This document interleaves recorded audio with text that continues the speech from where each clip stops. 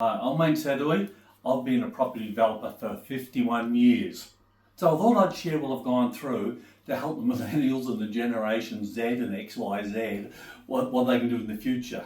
Now, I bought my first block of land when I was 20, had my 21st in my own house. Since then, I've done a lot of different little property developments, units, homes, commercial. And now you look at the way the market's going. We've had a boom for 20 years now. And the next generation isn't planning ahead 10, 20, 30, 40 years. And if you want to do property development, you've got to have long-term planning. 10 years is nothing. Everyone talks about how important the interest rate is, but it's not. It's demographics are more important today than the interest rate. But let me share the lessons I've learned over the last 51 years. If you want to get into property development, most people only have 1 or 2 houses, that's it. That's not property development. You want to have a dozen. Anyway, to start, don't buy the biggest house in the street. Everybody wants to have the biggest house. You don't want the biggest house in the street. You want the biggest block of land in the street. Its land appreciates, property depreciates. Now, if you buy a unit, you know you get depreciation. That means you're losing money. But if you just start in, I've seen that units are a good stepping block. If you can buy a unit before a house, keep it 5-7 years, always pay it off quick. Banks are not your friends. They're a partner you don't need. So if you pay your banks off twice as quick, you can use your equity to get into your house, but never sell the unit. So you get all these lessons. Look for properties that have got subdivision potential in the future, whether it's large blocks for duplex. And then we look now for the next between 2030 and 2040, millions of Australians are going to be retiring. Now, there's 25% of homes in Australia only have one person in them. So think of the rezoning potential. Then you've got to think of what AI is doing. So the lessons I've learned, you've got to plan 10, 20 years. If you're going to be in the white collar work area and AI is going to affect the market, or if you're in the trades area where the traders are getting 200 grand a year, that affects the market. So you've got to do a lot more homework to be in property development these days. Now you've got to more networking, you've got to have agents, surveys, planning. Now, if you ever buy a property, always get it surveyed. So there's a lot of things happening in the future, and I don't think this generation is planning too far ahead. You don't need the biggest house.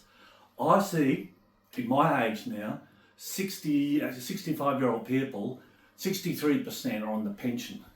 So if you think you're going to be in your nice luxury home when you're 30 and 40, you've got a high probability of being on the pension. That sucks. Do you see a happy pensioner? The only happy pensioners you'll see are the ones that've got income. So I've got a book. If you look, you can offer it for free. It's my bubble concept. You've got to have your house as your castle. It's not your investment. You have your properties for income. You have your income streams. So I've got a book about my bubble concept, income streams. And today, I think it's more important because what I've seen over 51 years, people in their 30 to 40 are in the danger period today.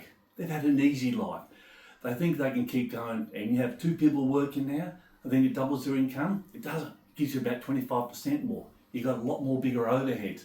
So you need different strategies. What I've learned of you, market changes. Now the share market, the economy, and real estate is not connected. You've got to get out of it. Sometimes it's years ahead or years behind till it affects it. But when you have a 10, 20-year plan, it doesn't really matter. You've got to get started. So you've got to plan ahead and do your networking. Think, where's it going to be in 10, 20 years?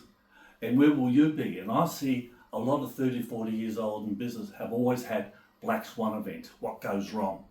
So if you don't have income streams, you can't have your property development. I've seen people with 10 properties go bankrupt, guys with $7 million. I've seen dozens of people who have potential of 30 to 40 and lose it. Even the working people making really good money, both couples working, there's black swan events. So you've got to plan for this. That's why you loan from the bank as much as you get, but you pay it off as quick as you can so you get in a position. Now, I've seen this over 51 years. And you know how many people have been successful to do over 2 or 3 properties? It's peanuts. And income streams you need as well. So to do real estate, you need income streams. You look to buy, where can you get to an area that's got a big building, that a rental unit, a large block of land, a lot of car parks. So in years to come, you can bulldoze it and build double the amount of units on it. You've got to think like this. There's opportunities, but it's going to take a lot more work. Except the good days are over. The government's got big debt. You've got land taxes going to be hurting now. There's a lot of different issues. So you've got to have different strategies.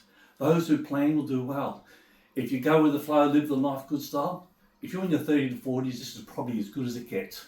After this, there'll be so many things to go wrong, I can't even talk about. But those who plan for it, anyway, look at my book, it's free, Bubble Concept and Have Income Streams. Thank you.